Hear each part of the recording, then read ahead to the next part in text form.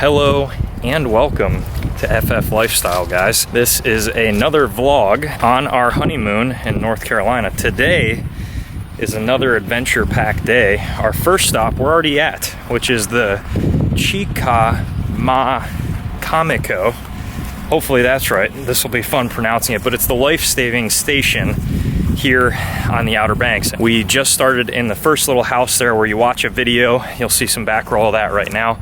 And we're going to the original life-saving station. It has not been changed since, when they say it was, 1860, something along those lines. And there's actually the original ship that they used, which was 3,000 pounds in here. So I was wrong. This station was built in 1874. And it was a group of really brave men who would go into hurricane-like conditions to save anybody that was on the coast, sometimes miles out. There was actually one story that the people were telling us in there that on one occasion they had to sail the boat 7 miles out to save a torpedoed vessel, and they saved like 42 British sailors on this boat right here. And this thing weighs about 3,000 pounds. The guys would take it up and actually walk it all the way out if their horses weren't cooperating with them or whatever. And it's just incredible. And the guys that did that actually got the highest honor in the United States for naval operations of the time. And if I'm not mistaken, correct me down in the comments if I'm wrong, this was what came before the United States Coast Guard. So this crazy looking miniature submarine thing is a life car, and I guess they would send it over to the ship, and the shipwrecked people would climb into here and then get hauled to shore by the boat, which, man, I don't know how many people you could fit in there, but I guess quite a bit, and it would protect them from the water and the elements, which is pretty crazy.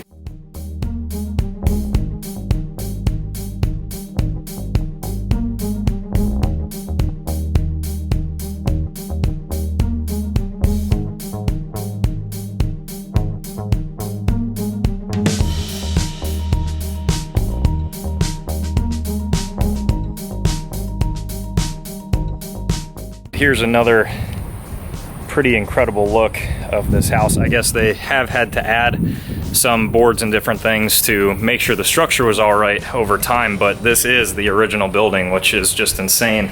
You can see some pretty incredible pieces of artwork here of the Merlot rescue, the burning ship. I think that may have been the torpedoed ship from back then. Me and Mary are literally getting eaten alive by so many bugs, it's not even funny. So if you are coming here, you're gonna want to bring some bug spray, because it's no joke. How many bug bites you got so far? 6 or 7? Here, like 5. Yeah, so a lot of bugs, and they look like little flies, but they sting you like mosquitoes. So I don't know, but that part's not fun. After the real life-saving station, you come over into the real cookhouse that was original. So you got a section here for refinishing the wood. Big old wasp up there, which is great. part of the exhibit. And now the cookhouse has been turned into just kind of a area where you have a bunch of older pieces from the life-saving station. We're going to continue on this self-guided tour. So we're currently in the midget house, which is the next house on the self-guided tour, and this is crazy. They have it set up literally like somebody is currently living here with all of this fake fruit and everything, and it just has a crazy feel to it, because it just looks exactly like it would have, and they did a really good job with this place. For those of you guys that are wondering, it is $8 per person, so not even that badly priced.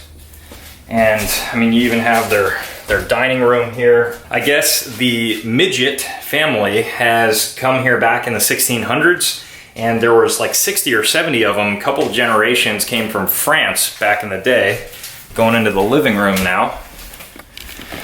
Nice little living room. Very, very crazy. I think those are the original couches. Whoa. A little bit creepy, I would say. Not too bad, though. Insane. And it looks like, oh, can't go in here, but this would be the bathroom.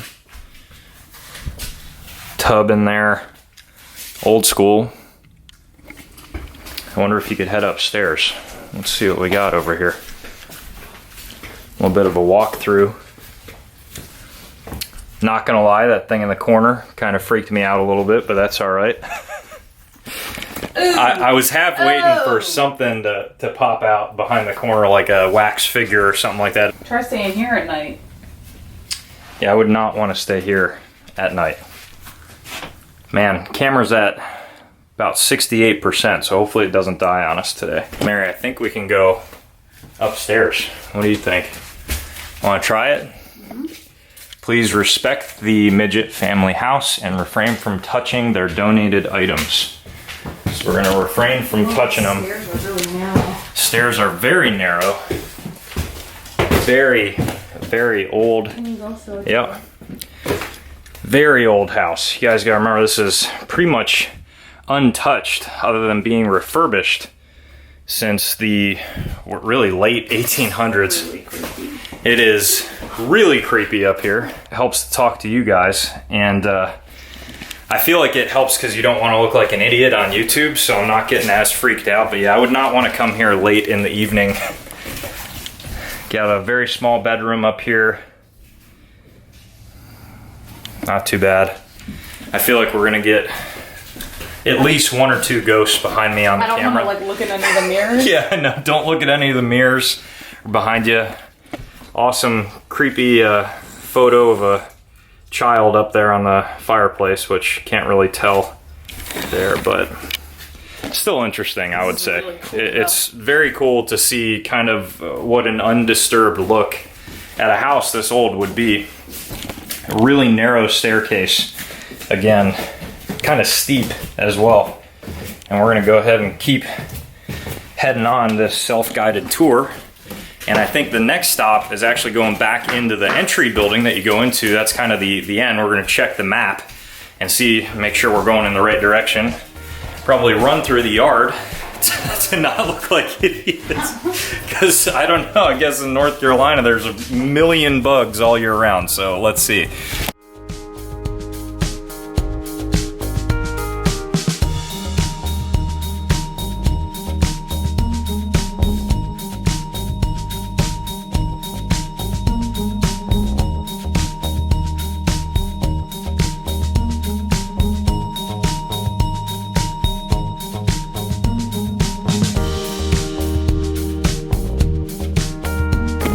And it looks like the next building on the list is this tiny building off the side of the main house, which is right there.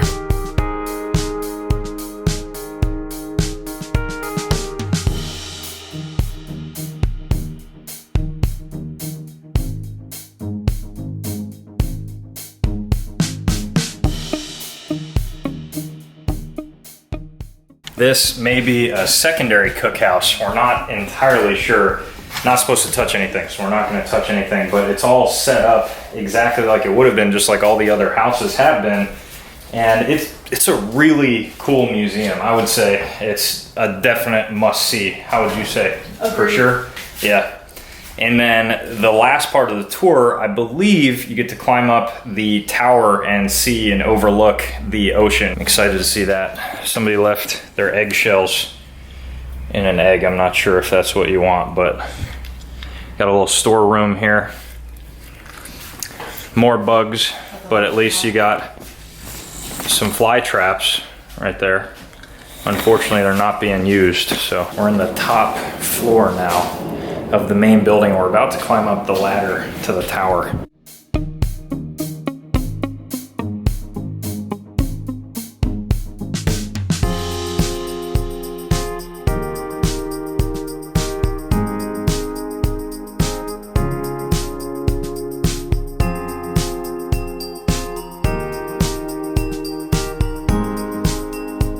Come up the first ladder and brings you to this little middle room. And now we are gonna enter the tower. Does it look cool up there? Oh yeah. Wow. Very, very cool. Windows are a little bit rough, but you can kind of see, I'll poke you guys out, all the way to the ocean out there. And you can see down there is that second cookhouse to the regular spot where the gift shop is. You can see out that way, that is the midget house, the other cookhouse, and then the main boathouse out there. And you can even see all the way to the Sound on that side. A little bit tough through this glass because it's a little bit cloudy. Same deal, unfortunately there's a bunch of bees and wasps up here, so I'm not going to stay up here too much longer. We're going to head down and get back to the car for the next spot on today's list. The next stop on the trip is the Pea Island Nature Reserve, or it's a National Wildlife Refuge. We're gonna hit the Welcome Center real quick to see if we can grab a stamp for our little stamp book there. And I think it's, what, a trail or something. So there might be a trail onto the beach we're gonna see. And the first step is gonna be the Welcome Center. So let's get that out of the way.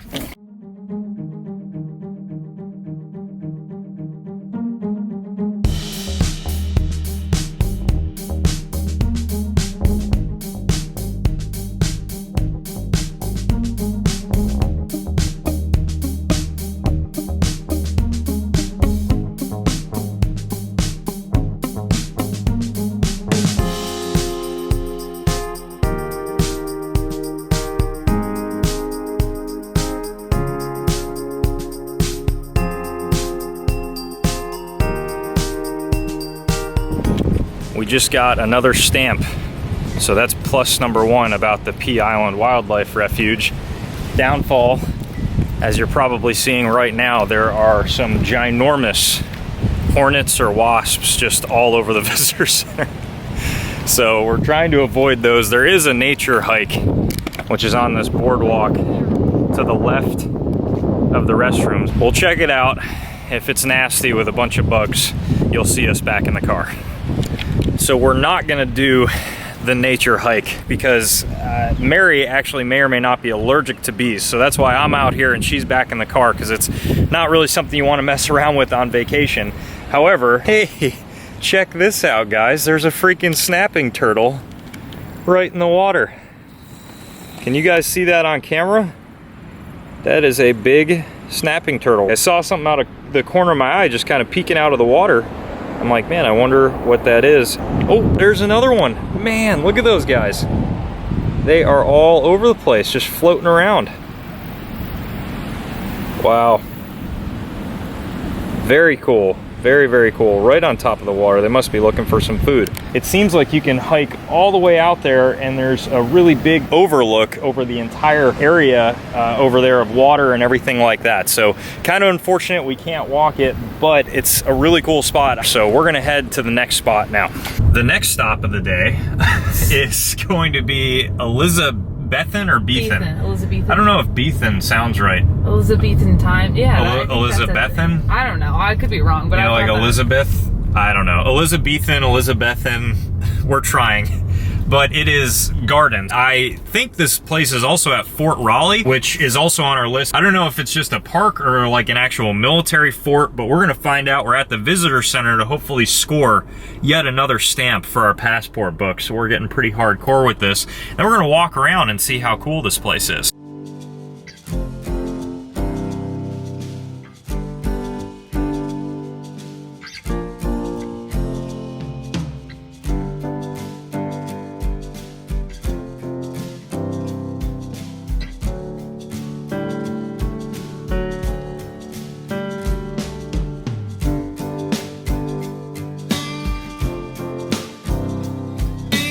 We scored another stamp in the National Historic Site of Fort Raleigh. Mary, check this out.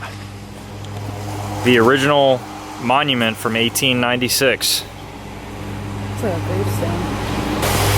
I completely underestimated how much actually happened here. I didn't even realize this was one of the first places that Englishmen came in the 1580s to look for new land to settle at. We're about to see a earthen fort that kind of looked like a star from above, so should be interesting to check out.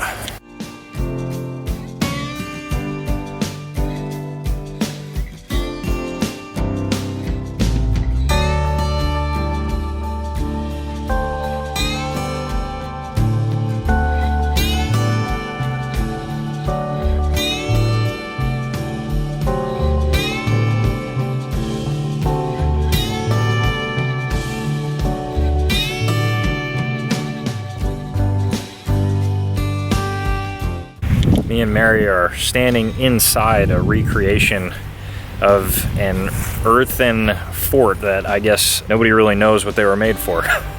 So pretty interesting, and I'm pretty sure the main area that they stayed in is still not found. Apparently it's a pretty difficult part to find things because of all the erosion from the sand and different things like that. The trail continues, and the next stop is the theater house. I think so, yeah. We'll find out. How many times do you think we said really cool 1500. in the honeymoon vlogs? Probably a lot. Waterside Theater, home of the Lost Colony. Wonder what the theater looks like inside. You can actually view plays here too. A play honoring the birthplace of our nation and the heroic people who tried to bring England to the New World. Since little is known, it is a blending of fact and imagination. Really isn't a lot of information on what a lot of this stuff is. They're just still trying to track it down even now. I feel like we're walking somewhere we're not supposed to be. I think we're supposed to be here. It's gonna be a cool view regardless. And it looks like we got the whole place to ourselves. Guys, check this out. This will be amazing. I mean, how many good views can you have in one vlog? I know. Like, looks like you got lights like up there and maybe up there.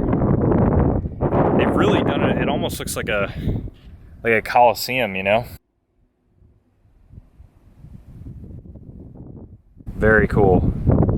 All right, guys, we're at the bottom of the play. That's where people stand to do the Lost Colony play. And I think there's other plays as well. And obviously, nobody's here. Another perk of coming to the Outer Banks out of season, there's never anything going on, which is a plus and a minus. And it's just a really cool place. There's so much different things with the Civil War and the founding of the country as a whole that happened right here on these grounds, which is pretty insane.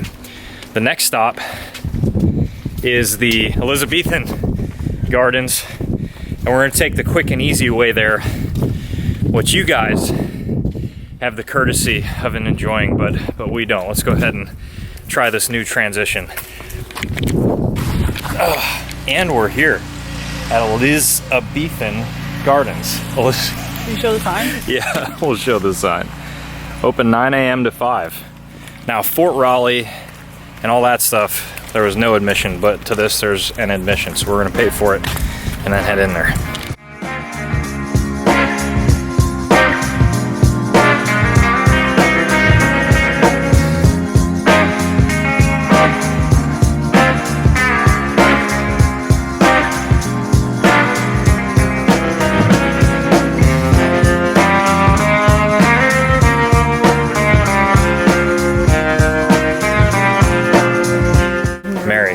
First initial impressions.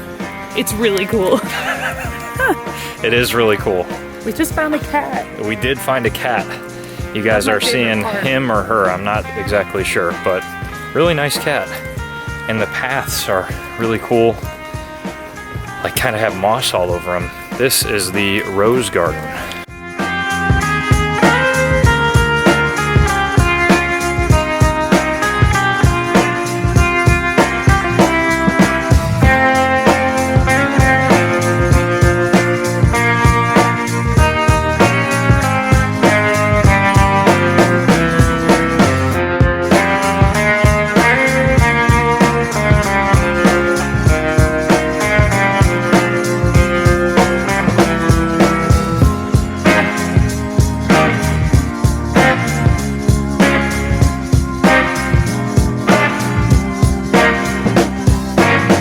We are walking to, I think, the coolest part of, you say it because I don't want to say it. Elizabethan Gardens. Of Elizabethan Gardens.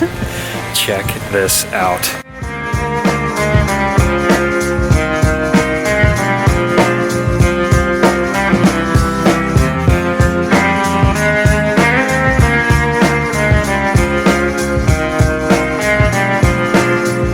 definitely a must visit. By the way, the tickets were $9 a person, so again, not too bad at all.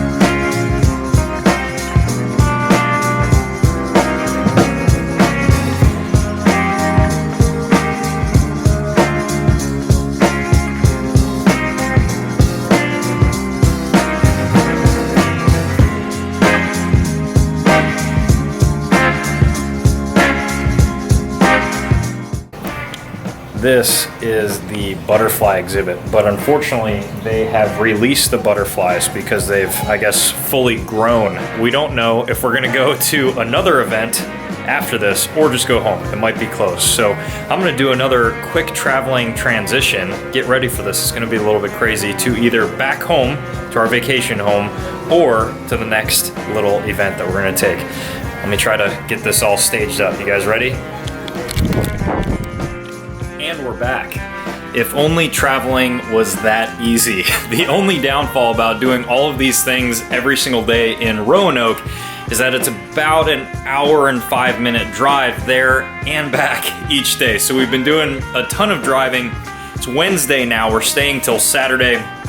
We're definitely kind of feeling a little bit more tired today. As you're seeing this, yesterday we ended up stopping at one more spot. We took a wrong turn and actually wound up at Jeanette's Pier, which was this amazingly cool and great view of the ocean that we didn't even realize was there. We got out, remembered that it was on another list of things to do in the Outer Banks, and we went down. We did not rent any fishing poles or anything like that. We just wanted to quickly walk down to the end, and we ended up seeing some really interesting birds that were not afraid of people at all. They were just kind of sitting a foot or 2 feet away from us and got an amazing view of the water. And not only did we get a really cool view out onto the Atlantic Ocean, we actually saw some sea turtles down on the bottom of the pier, and you could see them clear as day in the water. They were very small, maybe the size of a basketball, swimming around, and to see people pulling up their fish and everything like that. But we are gonna end this vlog now, and we are gonna start yet another one. So these honeymoon vlogs